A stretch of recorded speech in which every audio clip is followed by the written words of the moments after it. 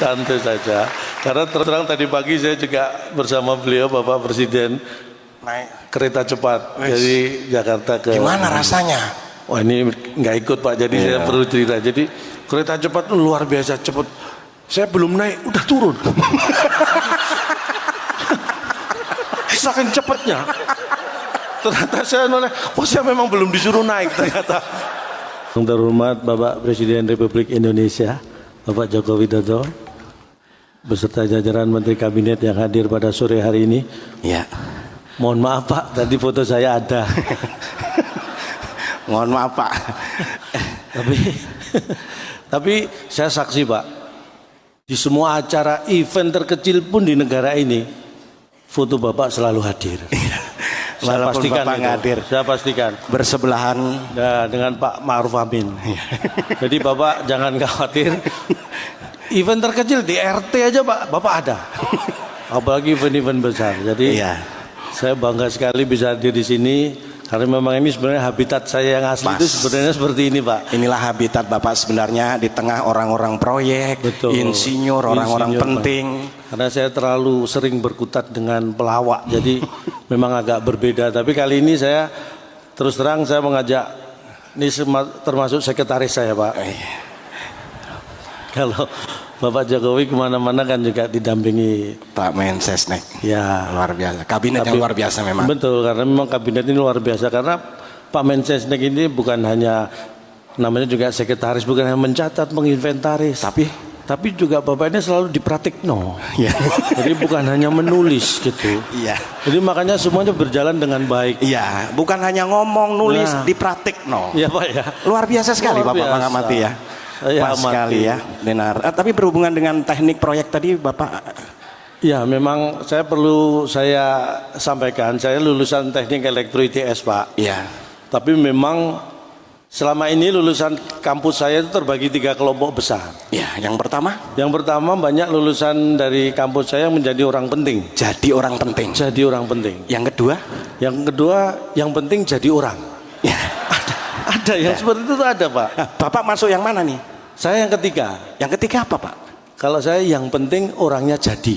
Nah, itu baru penting buat saya. Iya. Karena seperti acara ini PSN telepon sekali langsung jadi. Lah ini penting buat saya.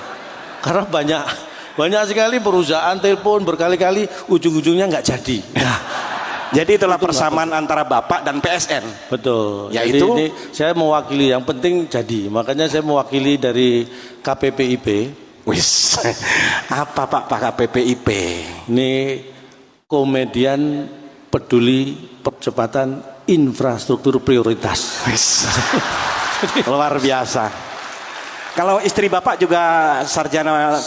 Istri saya kebetulan juga lulusan elektro, cuma sekarang memang menjadi jaksa Pak. Pak, jaksa itu profesi, pendidikannya juga harus profesi Pak. Ini perlu saya jelaskan. Istri saya itu sekarang jadi jaksa karena setiap hari kerjaannya nuntut aja Pak sama saya. Bahkan melebihi jaksa kadang-kadang. Jadi istri saya itu kalau di rumah kerjaannya nuntut seperti jaksa. Kalau saya di rumah seperti pengacara, saya selalu membela diri gitu kan. Nah, anak-anak saya jadi saksi. Saksi apa Pak? Saksi memberatkan Pak. Karena sudah tahu ibunya minta dibeli tas, anak minta dibeliin sepeda motor. Itu kan malah memberatkan. Oke, Bapak ini langsung saja kita ke fokus karena waktu juga terbatas. Pengamatan Bapak mengenai PSN ini Pak? Saya kira proyek strategis nasional ini sangat luar biasa. Karena menurut data dari KPPIP yang sebenarnya, saya mendapat bahwa 100 lebih ya yang dilaksanakan dengan baik. Hanya mungkin beberapa. Jadi gini, ada sekitar 185 atau 150 proyek yang sudah selesai dikerjakan sebagian besar oleh Kementerian PUPR. Jadi ada sekitar 8 proyek yang masih menambah tambahan waktu. Itu dia, makanya catatan saya yang belum selesai tadi, kalau yang sudah selesai dikerjakan PUPR, yang belum selesai ini menjadi PRPU. Oh ya. Ya, karena ini belum selesai, ini jadi PR buat PU. Iya. Jadi PR-nya PU memang, tapi menurut saya memang PRPU harus punya PR. Kenapa? Karena kalau nggak punya PR cuma PU, ya kan Pak ya. Namanya juga PRPU harus ada PR. Tapi menurut saya harusnya PR-nya cukup satu. Jangan sampai lebih. Kenapa Pak? Karena PRPU kan PR-nya satu. Ya, kalau 2 jadi PRPRPU. Nah, salah satu kendala yang kita hadapi hari ini adalah mengenai kadang lahan Pak. Betul. Pembebasan lahan. Ini sudah disampaikan oleh Pak Hadi. Pak Hadi Cahyanto sertifikasi sudah Pak. Betul sekali. Jadi memang saya kira ini hal yang kadang-kadang kita tidak menyadari ini terjadi di negara kita. Penyelesaian masalah mungkin lahan. Kenapa kadang-kadang tidak bisa cepat? Karena memang lahan Pak. Kenapa? Jadi harus diselesaikan secara perlahan. Jadi dari lahan ini selesai, lahan berikutnya. Jadi itu memang filosofinya, namanya juga perlahan, memang nggak bisa cepat. Iya. Harus kita pahami. Perlahan. Jadi tiap lahan dulu gitu Pak ya. Betul sekali. Bisa aja Bapak ya. Ya ini karena saking nganggurnya ya. Baik Pak. Jadi gini Pak, gerakan sudah dimulai 80 tahun lalu. Betul. Ini adalah luar biasa. Bapak Jokowi mencanangkan, banyak mendapat tentangan, buat apa bikin jalan dulu, buat apa ini, orang ininya belum ada. Betul. Menurut Bapak?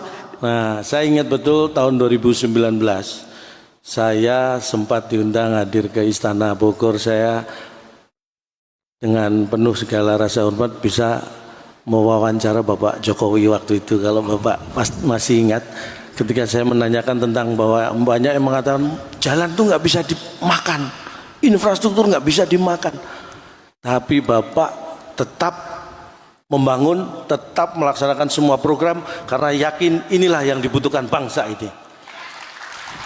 Berarti Pak Jokowi ini punya pikiran ke depan Pak ya? Betul sekali, karena sesuai dengan background beliau. Apa? Jauh sebelum menjadi presiden itu menunjukkan background beliau. Apa? Beliau dulu kan di dunia mebel, furniture. Nah, itulah yang membuat Bapak ini visinya, pemikirannya tuh furnituristik. Jadi ke depan. Bapak, mohon maaf Pak, itu futuristik itu untuk orang yang tidak punya background di dunia furniture. Punya background itu furnituristik. Orang sudah tahu. Luar biasa. Makanya jadi gini Pak, dari semua pembangunan yang sudah dilakukan, yang termasuk proyek strategis nasional, ada jalan, waduk, bendungan, jembatan, betul, bandara, kemudian pelabuhan. Ya, saya kira prioritas yang mana Pak? Sebenarnya menurut saya yang paling penting itu jalan. Enggak dong, maksud saya pelabuhan juga penting untuk ekonomi ya, Pak. Penting, pelabuhan, bandara untuk transportasi penting. Waduk, bendungan penting. Kenapa jalan? Tapi yang paling penting jalan. Kenapa? Karena semua proyek tadi itu kan memang harus jalan yang penting. Jangan sampai nggak jalan itu jadi mangkrak. Jadi proyek apapun itu yang penting jalan. Harus jalan. Paham iya sih Pak. Nah, paham saya. Wah, berarti hanya saya yang nggak paham ini ya. Semua paham.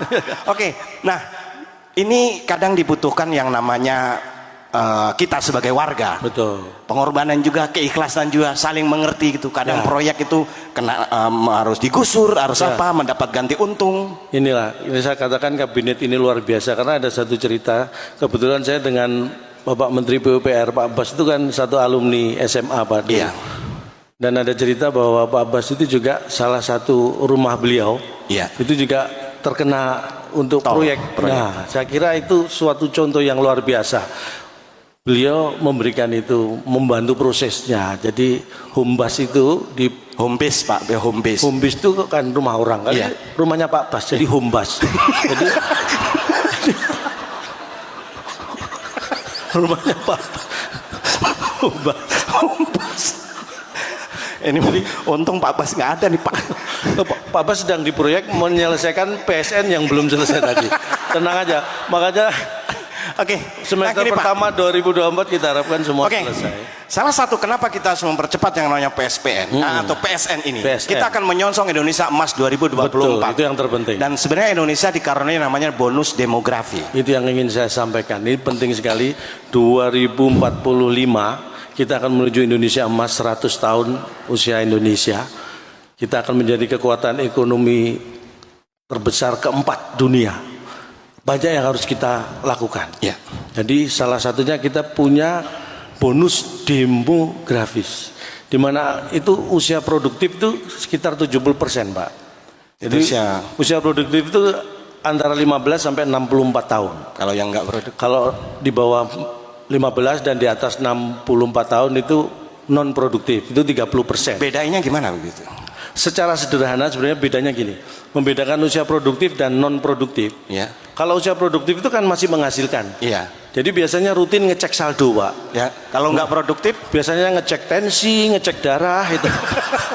Itu rutin. Jadi kalau itu aja lebih ya? sering mana, ngecek saldo atau ngecek tensi, nah ya. Itu kelihatan mana yang produktif dan tidak produktif. Dan salah satu bonus lagi dari Indonesia, Indonesia adalah sebuah negara besar, betul, dengan beragam suku, bangsa, ribuan pulau. Ini menjadi potensi yang sangat luar biasa. Banyak orang melihat ini kendala, ini masalah. Tapi kalau kita berpikir positif sebagai negara yang luar biasa, itu semua adalah sebenarnya bonus. Itulah kekayaan, sumber kekayaan kita.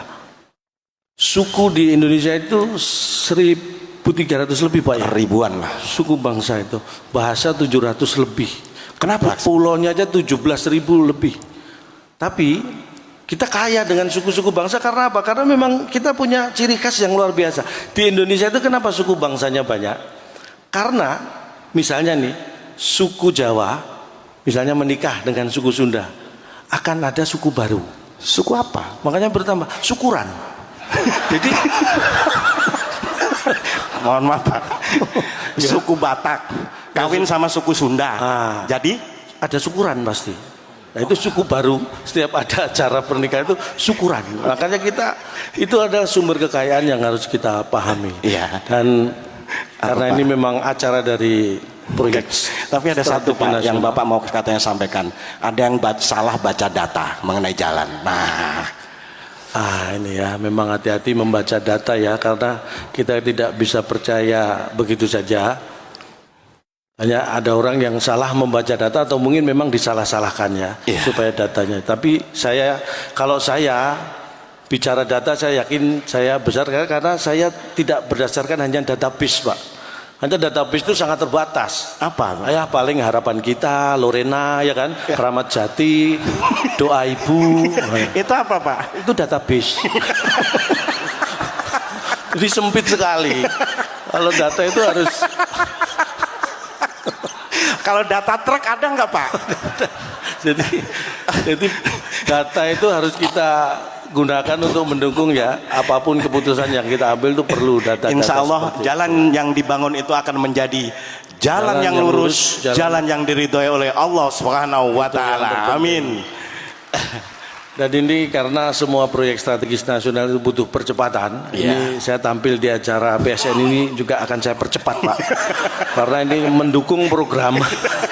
Kalau saya lama-lama kan ini, karena mohon maaf karena memang setelah ini ada agenda yang secara waktu tidak bisa dimundurkan dan tidak bisa dimajukan. Apa? Azan maghrib. Oh iya.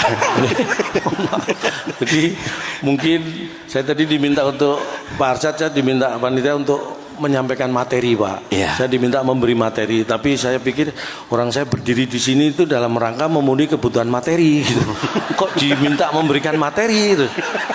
Terus saya bawa pulang materi apa? Nanti istri saya profesi jaksanya semakin kuat, nuntutnya semakin keras itu. Jadi lagi mungkin hanya ini yang bisa kami sampaikan. Saya kira acara seperti ini perlu rutin. Boleh tepuk tangan, santai aja, Pak, santai aja. Santai saja. Karena terus terang tadi pagi saya juga bersama beliau Bapak Presiden naik kereta cepat dari Jakarta ke. Gimana rasanya? Wah, ini nggak ikut, Pak. Jadi saya perlu cerita. Jadi kereta cepat itu luar biasa cepat. Saya belum naik, udah turun. Saking cepatnya. Ternyata saya noleh, saya memang belum disuruh naik ternyata. Tetapi kencang, bener. Saya tadi ditanya, Cak, gimana rasanya naik kereta cepat? Kecepatan 350 km per jam. Wis mantap. Saya disitulah merasakan, seperti ini rasanya jadi Valentino Rossi. Kalau wifi-nya kencang juga. Valentino Rossi itu, saya 350 km per jam saya masih bisa minum tadi. Valentino Rossi saya lihat nggak sempet ya minum. Hebat kita berarti, Pak. Pokoknya ini luar biasa. Tadi itu juga lompatan yang kita lakukan. Ini mudah-mudahan memberi manfaat yang seluas-luasnya. Kereta cepat dan LRT saya juga diajak. Digitalisasi cepat juga penting. Betul sekali, digitalisasi. Saya hadir di sini aja karena digital, Pak. Iya.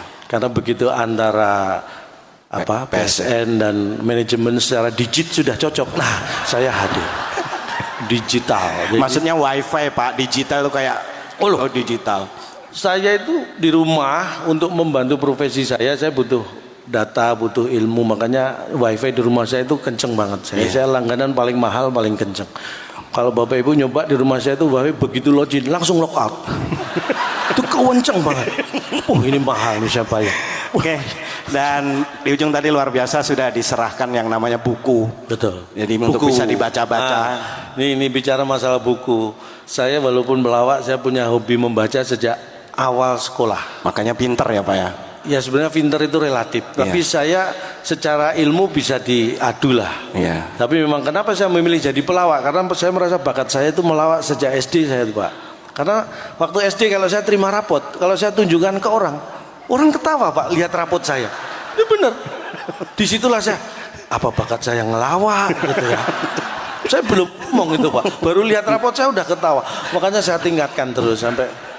Tapi sayang tidak didukung orang tua karena Bapak Ibu saya dulu kalau saya tunjukkan nilai rapot saya tunggu lama nggak ketawa-ketawa.